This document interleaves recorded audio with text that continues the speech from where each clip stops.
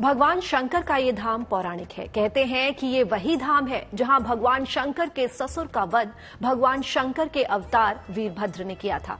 कथा ये भी है कि हर साल चतुर्मास में जब भगवान विष्णु शीत निद्रा में जाते हैं तो भगवान शंकर कनखल के इसी क्षेत्र में आकर सृष्टि के संचालन का काम देखते हैं।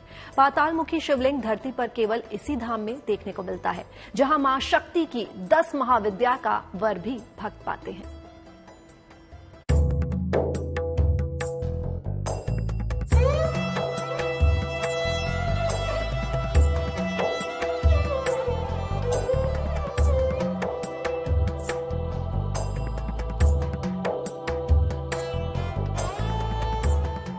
हर हर महादेव के लगते जयकारे।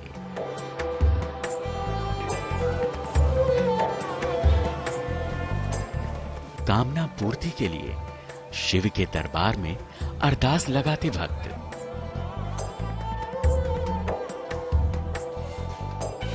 कोई बेलपत्र से शिव को मना रहा है तो कोई जल से शंकर का अभिषेक कर रहा है।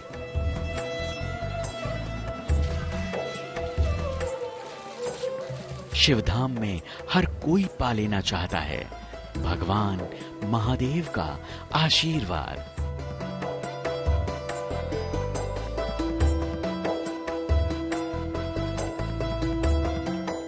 पूर्णिमा के चंद्रमा की शोभा की तरह सजता है भगवान चंद्रेश्वर सोमनाथ शंकर का ये दिव्य धाम।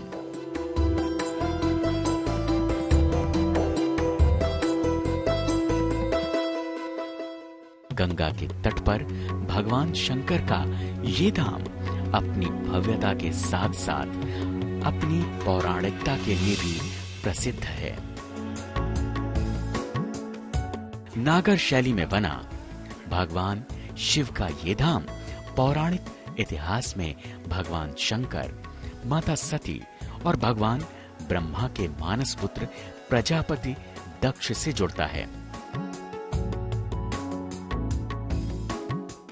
इस धाम की सबसे प्रमुख कथा ये कहती है कि इसी धाम पर धरती के संचालन के लिए सबसे पहले राजा दक्ष का राज्याभिषेक किया गया था। कनखल की ये धरती भगवान शिव का ससुराल है, जहां भगवान शंकर का सबसे पहले विवाह हुआ था, जिसे दुनिया का पहला विवाह माना जाता है। भगवान शंकर की उसी परंपरा को आज तक संसार निभाता आ रहा है। दक्षेश्वर महादेव भगवान शंकर की ससुराल है और दुनिया का प्रथम मंदिर है। ब्रह्मा जी के 8 मानस पुत्र थे। जब सृष्टि की रचना हुई तो ब्रह्मा के 8 मानस पुत्रों में से राजा दक्ष चूंकि सबसे बड़े थे, इसलिए उनको राजा बनाया गया। सर्वप्रथम दुनिया का पहला राजा बनाया गया धरती को के संचालन के लिए राजा दक्ष को। उन्हीं की पुत्री थी सती। दुनिया का प्रथम विवाह भगवान शिव के साथ सती का भी इसी धरती, इसी भूमि कनखल में संपन्न हुआ।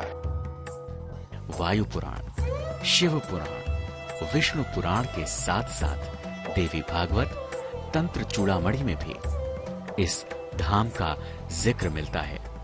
लेकिन मंदिर का आधुनिक इतिहास बताता है कि मंदिर को साल 1810 में रानी धनकौर ने बनवाया था, जिसका साल 1962 में पुनर्निर्माण करवाया गया। सबकी मनोकामनाएं पूरी होती है। हमारे हिंदू धर्म के आस्था का केंद्र है ये। दक्षेश्वर महादेव की महिमा अपार है, इसका वर्णन शब्दों में करना बहुत असंभव है। हरिद्वार का सबसे बड़ा कनखल में ही बताया गया कि जब कनखल के दर्शन हो जाते हैं तो सोच लो हमने हरिद्वार में आना हमारा सफल हो जाता है। भगवान शिव का ये धाम संबंध रखता है भगवान शिव और माता सती के विवाह से।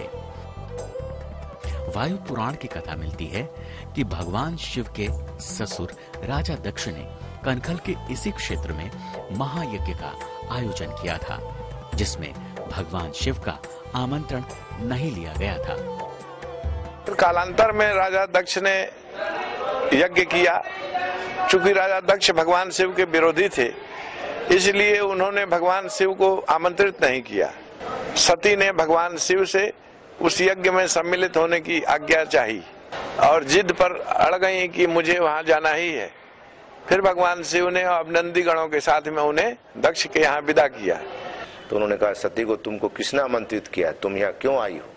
और वो तुम्हारा जो पति है वो भूतों के साथ रहता है, शमशान में रहता है, ऐसी वेशभूषा है जो मलेच्छों वाली है। इस प्रकार के कटु निंदक शब्दों का उन्होंने उच्चारण किया। उसके बाद भगवती सती ने क्रोध में आकर के हवन कुंड में प्रवेश किया। सती इतनी ज्यादा क्रोधित हो गई कि सती के शरीर में से योगाग्नि के द्वारा ज्वालाओं के बीच में सती का शरीर घिर गया और सती जलने लगी।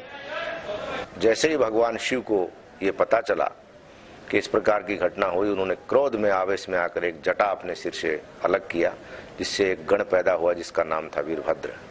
वीरभद्र को आदेश दिया कि राजा दक्ष का यज्ञ विध्वंस कर दो और महाकाली को आदेश दिया कि इस पूरी दुनिया को जलमग्न कर दो। जैसे ही वीरभद्र यहाँ पहुंचे, उन्होंने देखा, सर्वप्रथम भृगु जी को उन्होंने प्रताड़ित किया।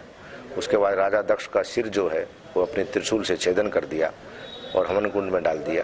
और राजा दक्ष के धड़ को पड़ा हुआ देख के भगवान शिव को भी दया आई और भगवान शिव ने बकरे का मस्तक वीरभद्र के द्वारा मंगाकर राजा दक्ष के धड़ पर स्थापित कर दिया।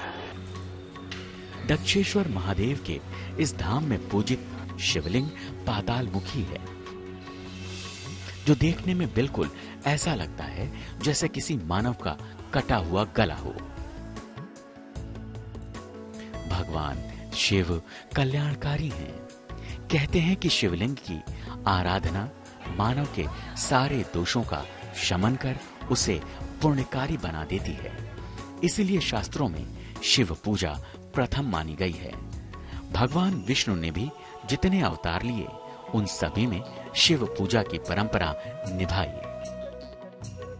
आज भी जो लोग अपने संतापों का, अपने पापों का क्षय करने के लिए गंगा स्नान के लिए आते हैं, वो एक बार भगवान दक्षेश्वर का पूजन करते हैं और आने वाले जो श्रद्धालु हैं उनका संताप नष्ट होता है, उनको आशीर्वाद प्राप्त होता है। शीश पर गंगाधारी शिव अपने इस धरती के पहले दरबार में सदियों से मां शक्ति की 10 महाविद्याओं के साथ भगवान नंदी के साथ विराजमान हैं और अपने दर पर आने वाले शिव भक्तों को सदियों से उनकी कामना पूर्ति का वरदान दे रहे हैं। हरिद्वार से मुदित अग्रवाल के साथ bureau report, good news today.